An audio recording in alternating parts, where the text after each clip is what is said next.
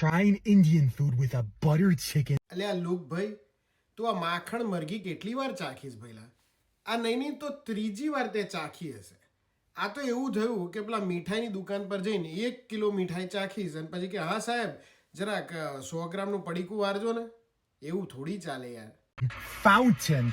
Yes, a butter chicken fountain, guys. Look. ઓ ઘેર ઘાઘરીના આ તે શું માંડ્યું છે?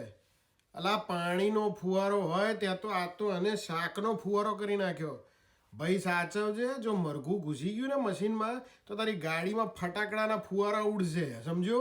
We're taking it to the next level here on Luke Foods. પાડા ભાઈનું પૂછડું નેક્સ્ટ લેવલ. ભાઈ તે તો મૂર્ખતાનું નવું લેવલ સેટ કર્યું છે. ખરેખર આપણા ગુજરાતીમાં જે પેલી કહેવત છે ને કે ગાડાના ગામ જુદા ના હોય એ આ ભાઈએ સાબિત કરી છે. Take some of that garlic naan and just let the butter chicken drip all over it, baby. કરો વાત. 4 ટપકા નાન પર પડ્યા ના ભાઈ કે જો ઓલ ઓવર. તું જુએ છે એ ખરો? એટલે અક્કલના ઓથમીર આખું નાન ઠૂસી ના દેવાનું હોય મોંમાં.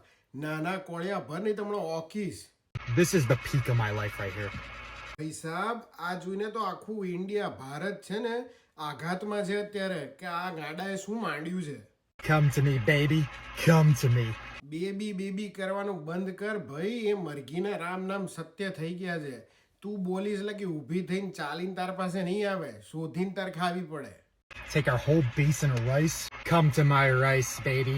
Come to my rice. લખો જાય સાલા. એક તો ગાડીમાં ખાય છે અને એ પણ આવી રીતે. કઈ શરમ કર. ઘરે જા, ખુરશી ટેબલ લે, એની પર બેસ, થાળીમાં કાઢને પછી ખા. આ શું માંડ્યું છે તે ગાડીમાં? It tastes a little bit metallic, a little bit plasticky, but you know what? It adds flavor. ઓહો તો પછી એક કામ કર ને ભાઈ, બહાર જા, પથરા લઈ આય, થોડી ધૂળ લઈ આય, એ પણ નાખ અને એ ખા. કદાચ તને એનોય સ્વાદ સારો લાગશે. ખબર નહીં ક્યાંથી આવા લોકો આવી જાય. ભાઈ સાહેબ આવું બધું ના કરતા, બરાબર છે? શાંતિથી ખાજો અને મજાથી ખાજો. આવી રીતે ફુવારા બુવારા ના કરતા, બરાબર છે? ચાલો આવજો.